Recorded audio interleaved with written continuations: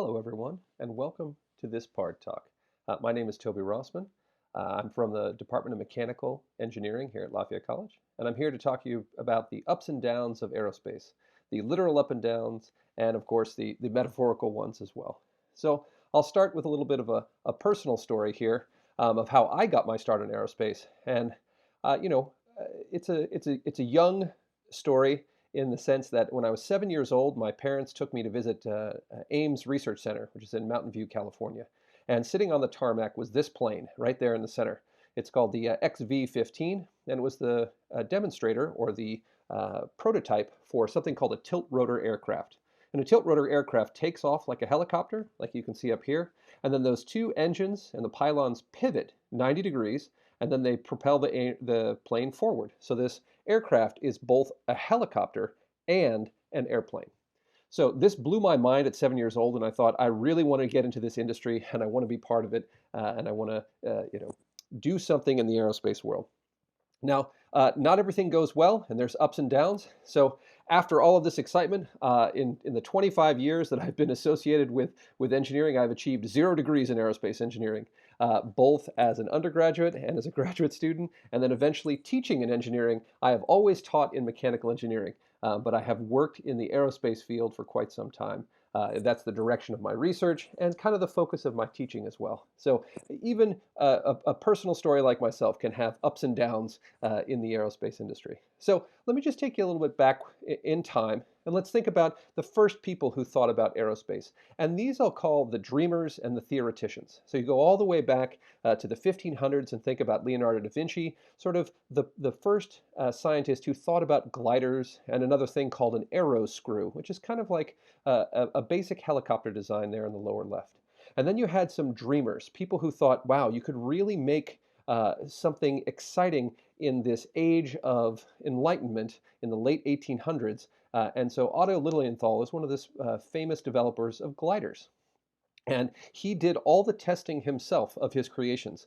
And this, in fact, allowed him to really develop some very interesting glider techniques. But, unfortunately, sacrifices must be made. And tragically, he was killed in one of his own glider experiments. So there's a real up and down of a career. And one of the last theoreticians in my own personal research area in aerospace of high-speed flows is Ernst Mach. And you might have heard his name associated with the Mach number in the past. But he was one of these theoreticians and early thinkers about very high-speed flight. So all of these early ideas kind of come together in a lack of general engineering. And so we get through a couple of engineers on the team, and these engineers are breaking through the barrier. And you know these folks. This is Orville and Wilbur Wright, and there's a famous picture on the right of the Wright Flyer taking off and flying for 12 seconds or more at Kitty Hawk, North Carolina. And why I say 12 seconds or more is that this is really the first example of powered flight, in that sense that the airplane did get off the ground. It did propel itself. It is a heavier than air aircraft, but it wasn't very stable. It was very hard to control, and it scissored up and down, meaning it kind of only didn't get too far off the ground at any time. So it was their first attempt, but then as the engineers that they were, they really tried to think about ways to optimize this design. So they had influences from the natural world and the people that came before them, natural world being birds and other flying animals, and they put this together with some engineering know-how. And what does that look like in the future? Well, in 1905 to 1908, they start developing many new prototypes. And we as engineers call that refining a design. You come up with a good idea, you create an original prototype, and then you spend some time refining that through testing, through analysis, through experimentation, and you come up with a much better design. And this is the Wright Flyer 3, and it flew, again, in North Carolina, much more successfully. And this plane was actually aloft for 24 minutes at a time. So it had a longer flight time, much more stable, much more controllable. So what did the Wright brothers do in these magic 5 years where they had this epiphanies about aerospace design? Well, what they did was they solved the flying problem. And the flying problem wasn't, in fact, the issue of generating enough lift. So if you look at an airplane, you usually think about the wings, right? The wings are what's really important because the wings are generating lift. They're the things that get you off the ground. But the flying problem was less about generation of lift and more about control. How does one control a flying aircraft? Now, when you've made a paper airplane in the past and you've thrown that paper airplane, you see that it's not really about the quality of your construction that makes a good paper airplane. It's how well you control the airplane in flight by the creation of your design. So it's not necessarily how hard you throw it, but how stable that aircraft is. And the Wrights noticed that same idea, that stability was often more important than the generation of just lift to get off the ground. So what did they do? They came up with a lot of different engineering breakthroughs. Their biggest engineering breakthrough was the idea that as an aerospace designer, you want to have independent control of all the different axes. And by axes, I mean the axes of flight. So the axes of flight include pitch, that's leaning backwards, tipping the nose up and down; roll, that's tipping one wing left or right; and the yaw motion, which is to turn the aircraft left or right using the rudder. So rudders were pretty well known from hydrodynamics, from boats and things like that. But the two things that the Wright brothers had to solve was, how do you turn an aircraft and how do you pitch the nose up and down? So earlier designers like Otto Lilienthal, in order to do these things, they would shift their body weight, much like a normal hang glider would do this. A person in a hang glider would move their body weight to try and change the location of the aerodynamic forces relative to the weight of the person, and that would cause the airplane to turn. But this is very inefficient and, in fact, very hard to control. So the Wright brothers came up with this independent control over axes. So in the front of the aircraft, this thing called a canard, which is almost a French term for duck, because it kind of looks like a duck's bill. That canard actually controls the pitch of the aircraft, how much it leans back and how much it leans forward.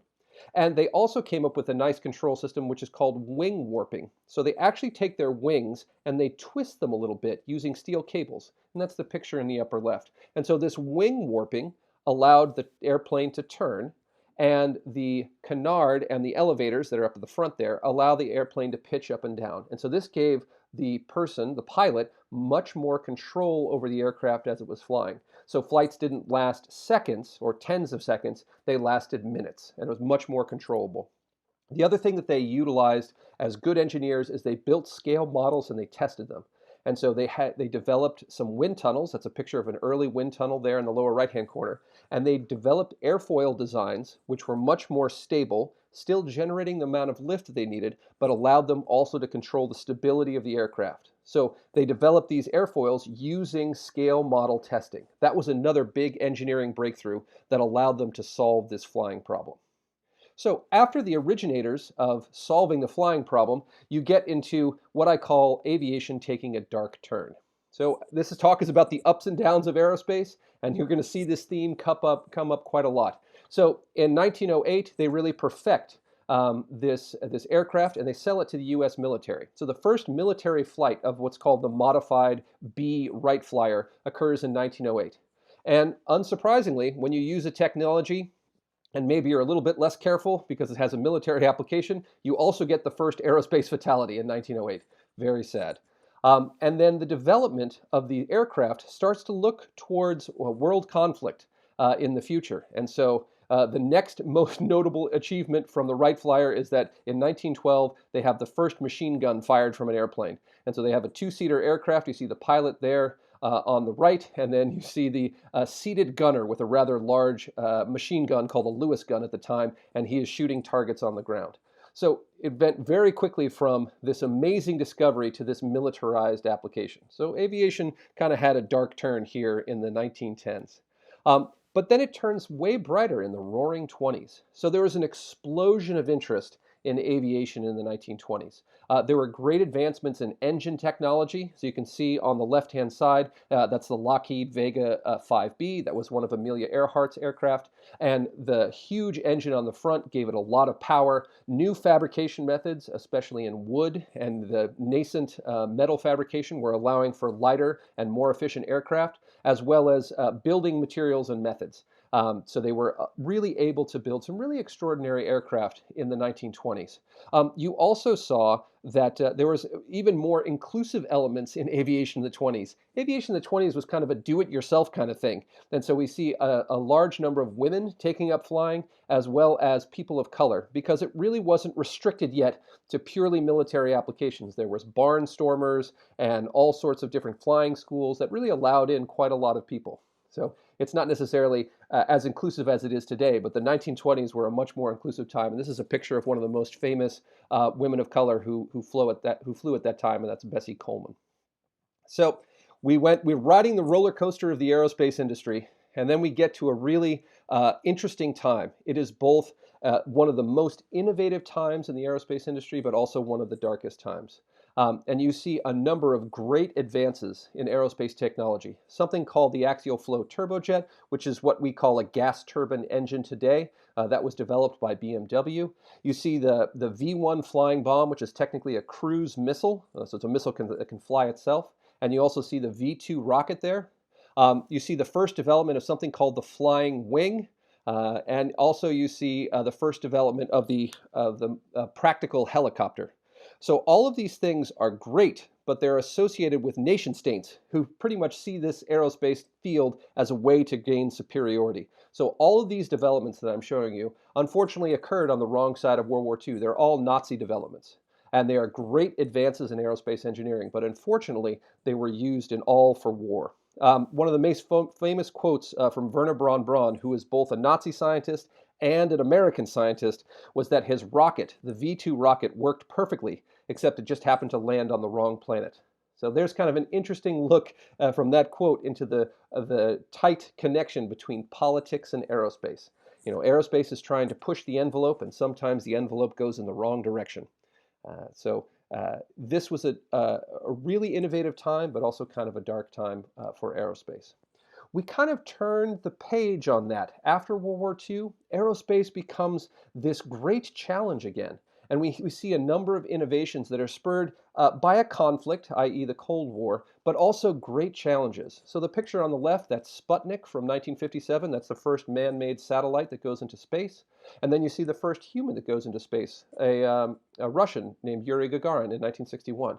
And that was what pushes the United States in 1962, a famous speech by John F. Kennedy at Rice University saying, "We will go to the moon and do other things, not because they are easy, but because they are hard."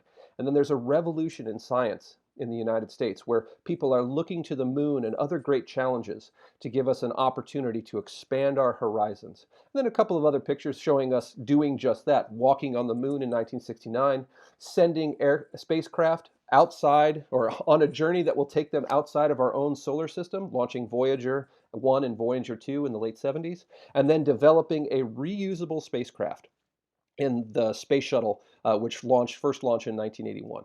So all of these developments in aerospace are really spurred on by a conflict for true, but also this great challenge that different people around the world see as a wonderful, beautiful outcome of the potential for the inspiration of science. So again, this is ups and downs, so nothing is perfect.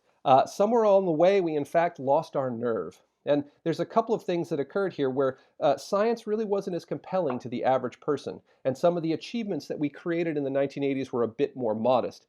But the costs of development of aerospace were becoming increased. The costs were both physical and emotional. So I remember quite clearly in 1986 when they wheeled in a TV for us to watch the launch of STS-51. And we could see the 7 astronauts, including a teacher, rise up into space. And unfortunately, that aircraft blew up on ascent, and it caused the grounding of the space shuttle program for 3 years. Investigations showed that kind of a rash decision to launch on a day that was too cold really led America to waver on spaceflight for several years. A little bit later in 2003, the removal of the Concorde aircraft from service after some well-publicized safety incidents led to one of the most inspiring and distinctive aircraft flying being removed from the skies. And so we kind of hit the pause button on the excitement of aerospace there. And maybe the final straw was the Columbia disaster, where had another 7 astronauts lost their lives. In this case, a suitcase-sized piece of foam, which seems very large, but not compared to the overall space shuttle, fell from the main fuel tank and hit the wing as during launch. And so there was a hole created in the carbon-carbon panels on the wing leading edge. And this led to a catastrophic breakup, pictured there, of the aircraft over Texas during reentry. And here you see the awesome physics and the awesome aerospace technologies that have to overcome this intense heat associated with reentry. And there's a picture at the bottom of the orbiter during reentry. And those temperatures at the leading edge, the front-facing elements of the aircraft during reentry, can be over 3,000 degrees Fahrenheit and create local plasmas that actually can cut through the wing. And that is what occurred on this. And we lost our nerve at the end of the 2010s there. Even though this talk is about ups and downs, I can't leave it on a sad note. Aerospace is a growth industry again. Commercial partnerships with government have led to a revitalization and innovation, and high-speed transport, reusable rocketry, planetary exploration, and new commercial aviation designs are being put forth and explored. And the economic drivers for positive aerospace development are still there, and people are seeking to move aerospace forward again, whether it be for purely commercial aspects, including the blended wing-body aircraft for cargo or the supersonic commercial aviation, or it be partnerships between government and commercial entities like SpaceX or Blue Origin to get to new planets, as well as to enhance our ability to launch satellites into space. All these exciting applications are coming to the fore now, and aerospace has a bit of a bright future. All right, thanks very much for listening. Bye-bye.